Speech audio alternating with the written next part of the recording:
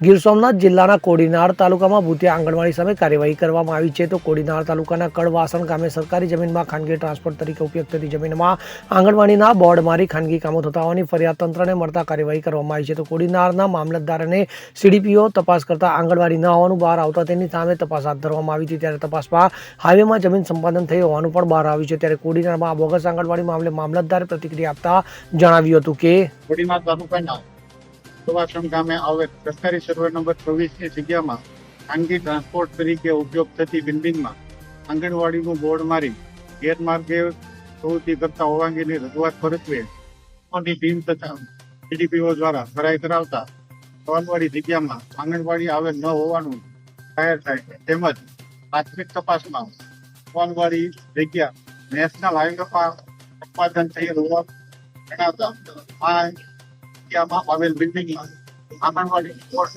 દ્વારા લગાવવામાં આવી ગેરવૃત્તિ કરવામાં આવેલ છે. એ અંગેની તપાસ કરાય ચાલુ છે. આ અંગે મંત્રી તથા સરપંચશ્રીના નિવેદન દેવામાં આવેલ છે. વધુ તપાસની કાર્યવાહી ચાલુ છે. Bureau report CN24 news.